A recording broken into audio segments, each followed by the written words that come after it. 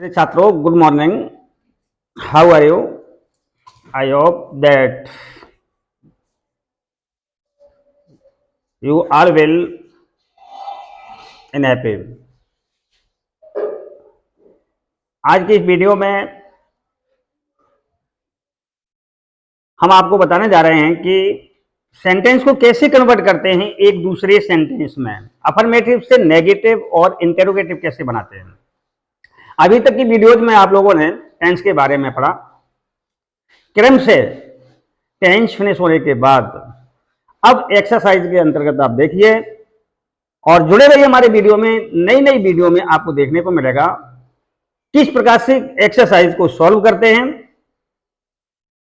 और बड़े मजे के साथ, बहुत एक इजी ट्रिक के साथ वीडियोज में आपको बहुत अच्छी तरीके से समझ में आएगा कि किस प्रकार से सेंटेंस को कन्वर्ट किया जाता है। बहुत आसानी तरीके से आप सॉल्व कर लेंगे। तो यहां देखिए, learn how to convert in negative और इंटेरोगेटिव सेंटेंस। किसी भी अफर्मेटिव सेंटेंस को हम किस प्रकार से नेगेटिव में और इंटेरोगेटिव में चेंज करते हैं। तो इस वीडियो में हम आपको सिखाने जा रहे हैं कि कौन से महत्वपूर्ण बिंदु होते हैं, कौन से महत्वपूर्ण बिंदु पॉइंट होते हैं जिनमें जिसको देख करके हम और सेंटेंस को कन्वर्ट करेंगे। तो आइए देखिए, यहां कुछ सेंटेंस ऐसे होते हैं जिनमें हमें केवल मेन वर्ब की पहचान करके ही और उसके टेंस के अनुसार हेल्पिंग वर्ब को रख करके कन्वर्ट कर लेते हैं। तो आइए देखिए यहां कैसे ही स्पीक्स इंग्लिश फ्लुएंटली। अब देखिए,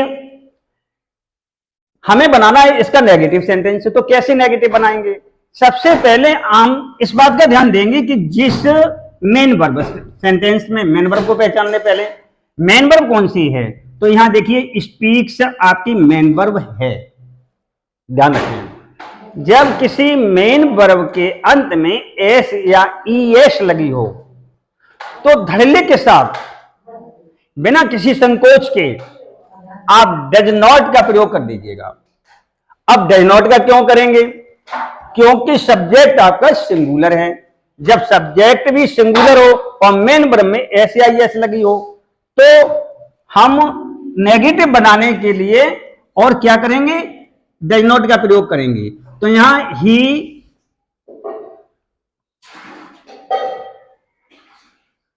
डज नॉट, ये रख लिया, ठीक है ना। डज नॉट, ध्यान रखिए, यहां देखेंगे आप सिंगुलर सब्जेक्ट के साथ मेन वर्ब में एस या एस होने पर डज का प्रयोग कर दिया। फिर क्या करेंगे?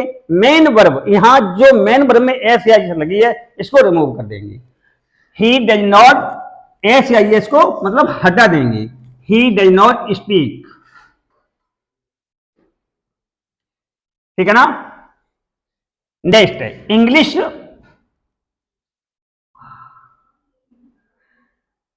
फ्लुएंटली।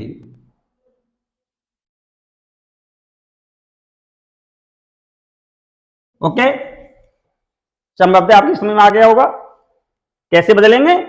सब्जेक्ट के अकॉर्डिंग में अगर मेन वर्ब के अंत में एस या एस लगी है उसको हटा देंगे और डज नॉट का प्रयोग करके मेन वर्ब की फर्स्ट फॉर्म रख के सेंटेंस को बना देते हैं। यह आपका नेगेटिव बन गया है, ठीक। नेक्स्ट देखिए, second number, he speak English fluently, यानी वी स्पीक इंग्लिश फ्लुएंटली। पहला सेंटेंस है कि वह इंग्लिश धड़ल्ले से बोलता है। दूसरा है हम इंग्लिश धड़ल्ले से बोलते हैं। अब जब इसका नेगेटिव बनाया, अफर्मेटिव सेंटेंस हुआ इंग्लिश धड़ल्ले से बोलता है और नेगेटिव बना हुआ है इंग्लिश धड़ल्ले से नहीं बोलता है। और इसमें क्या है? हम इंग्लिश धड़ल्ले से बोलते हैं। अब यहां कैसे पहचान करेंगे? यहां तो एस या एस लगी है तब तो हमने डज नॉट लगा दिया। अब इसके साथ क्या लगाएंगे? जब सब्जेक्ट आपका प्लूरल हो और मेन वर्ब में एस या एस न हो तो बी के प्लूरल सब्जेक्ट के साथ में डू नॉट का यूज करेंगे। जैसे we do not speak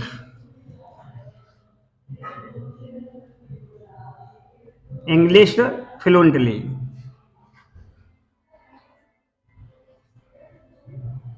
okay, समझ लिया।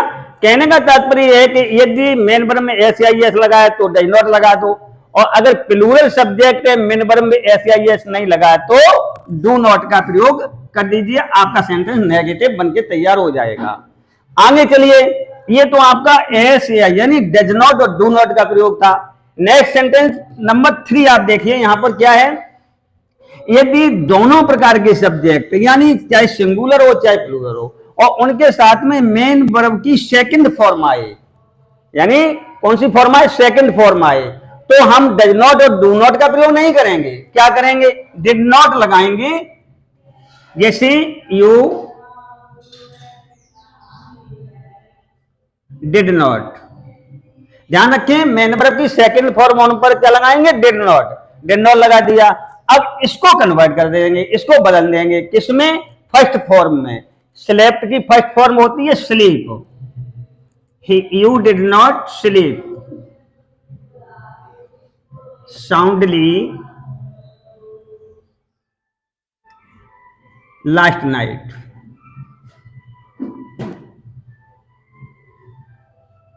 ओके, समझ लिया। ध्यान रखें क्या, एस आई एस होने पर डज नॉट, प्लूरल सब्जेक्ट के साथ में मेन वर्ब की फर्स्ट फॉर्म होने पर डू नॉट, और यदि सेकंड फॉर्म है, सब्जेक्ट के बाद में मेन वर्ब की सेकंड फॉर्म आई है तो किसका प्रयोग करेंगे, डिड नॉट का प्रयोग करेंगे और मेन वर्ब को फर्स्ट फॉर्म में बदल लेंगे, आपका नेगेटिव सेंटेंस बनके तैयार हो जाएगा। ये तो बात रही थी जहां हम हेल्पिंग वर्ब किसी सेंटेंस में नहीं जब देखते हैं तो हमें हेल्पिंग वर्ब नेगेटिव और इंटेरोगेटिव बनाने के लिए लगानी पड़ती है, और वो कब कैसे लगाएंगे, ध्यान ये रखें कि यहाँ एस या एस है तो डज नॉट लगा दें, और ये प्लूरल सब्जेक्ट के साथ मेन वर्ब की फर्स्ट फॉर्म है तो डू नॉट लगा दें, और सेकंड फॉर्म है तो डिड नॉट लगा दें। दोनों के साथ मेन वर्ब की फर्स्ट फॉर्म ही यूज की जाएगी। यहां भी फर्स्ट फॉर्म देख रहे हैं आप, यहां भी देख रहे हैं, ठीक है ना।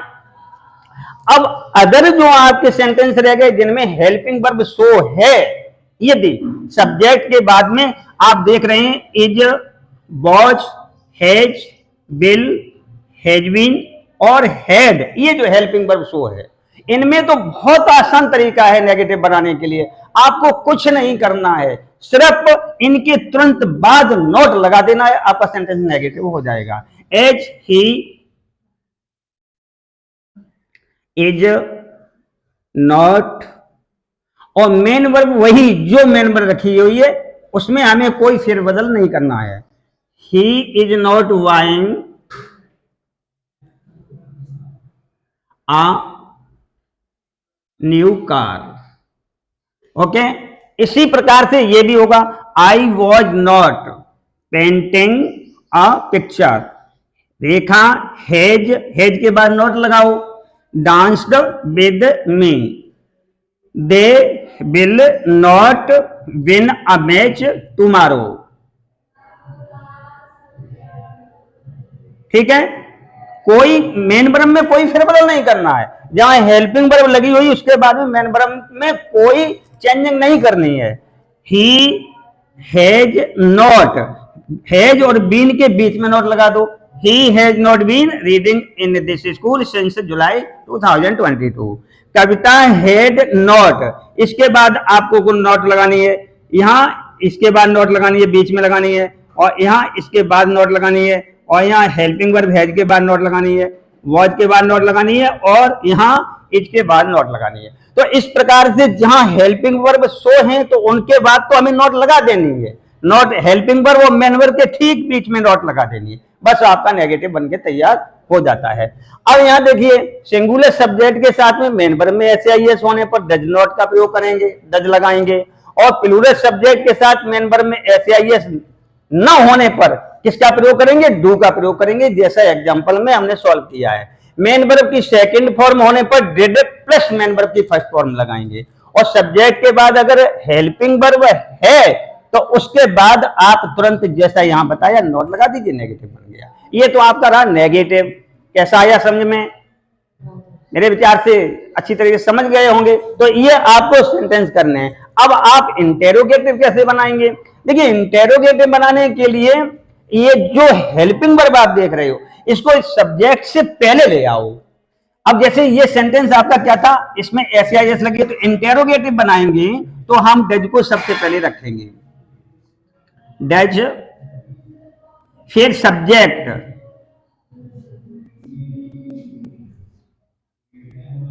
डज ही, और मेन वर्ब की फर्स्ट फॉर्म एस हटा देंगे, डज ही स्पीक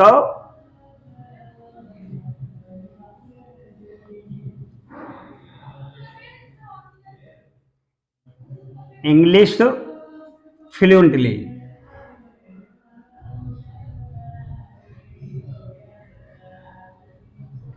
पीछे से क्वेश्चन मार्क लगा देंगे।